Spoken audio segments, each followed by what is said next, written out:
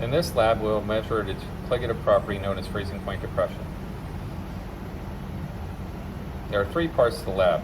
In the first part of the lab, we're going to measure the normal freezing point of cyclohexane. We have to do this individually instead of relying on a literature value because the digital thermometers might not be calibrated identical to each other. Therefore, you have to always calibrate your own thermometer. In the second part of the lab, we're going to make a known molality of biphenyl solution in cyclohexane. We'll use this to determine the Kf value for cyclohexane. Finally, in the third part of the lab, you'll get an unknown organic solid, and you'll have to determine what the molar mass of that solid is. Tare an analytical balance with a large test tube and a medium-sized beaker so that it reads 0 on the scale.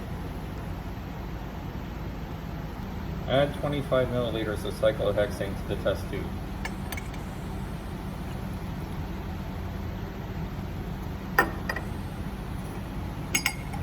Then record the mass of cyclohexane. Place the magnetic stir bar in the bottom of the test tube. Insert the cork with the digital thermometer in the top of the test tube and clamp it into an ice water bath.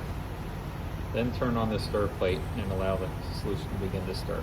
Put the test tube into the ice bath. Begin your timer. Every 10 seconds, record the temperature and the time. Pull out your test tube to see if the cyclohexane is actually freezing.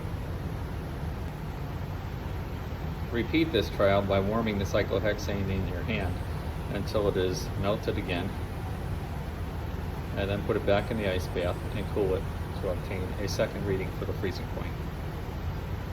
You're going to want to make a temperature versus time graph to see where the temperature plateaus. Your graph might look something like this. Where the temperature plateaus, that's the normal freezing point of cyclohexane.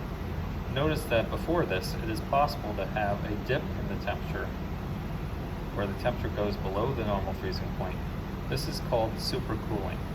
This can happen if we cool it down too rapidly before the cyclohexane has a chance to orient its crystals in such a fashion as to crystallize as a solid.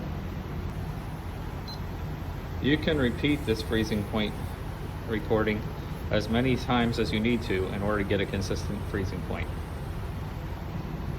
As you can tell from the sample data collection, the normal freezing point of cyclohexane from this trial is 7.5 degrees Celsius. In part 2 of the lab, we're going to make a known molar solution of biphenyl in the cyclohexane that's still in the same test tube. Tare the analytical balance with a blue weigh boat on it. Then weigh 0.3 grams of biphenyl. Record the exact mass of the biphenyl. Then dissolve it completely in the test tube of cyclohexane. It's important that all the biphenyl has dissolved in the cyclohexane before you begin the experiment.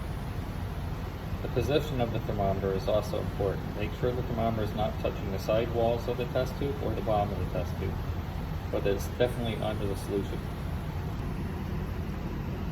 The rightmost column is my data from part 2.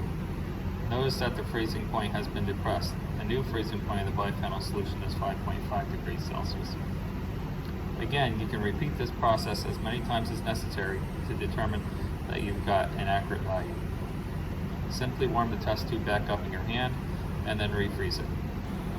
After you're done part 2, dump the cyclohexane into the waste beaker.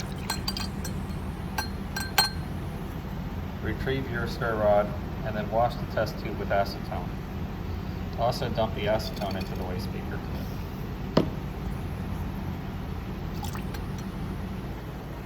Air dry your test tube by shaking it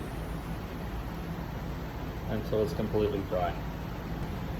Once your test tube is dry, we're ready to begin part 3. In part 3 of the lab, we're going to determine the molar mass of an unknown solid.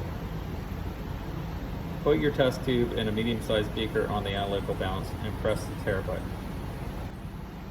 Put 25 milliliters of cyclohexane into the test tube.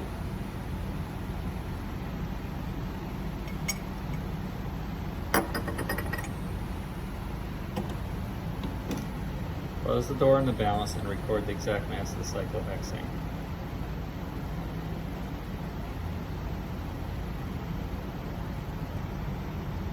Put the stir bar in the test tube and then put the thermometer in the test tube. Obtain an unknown organic solid. Make sure you record the unknown number in your notebook. After tearing a blue weigh boat, weigh out about 0.3 grams of the unknown. It is better to err on the higher side than on the lower side for this step.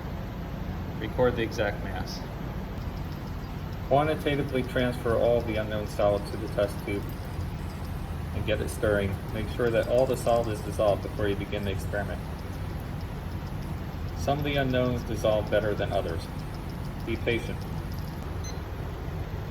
Repeat the same procedure that you did in the other two parts, recording temperature as a function of time every 10 seconds.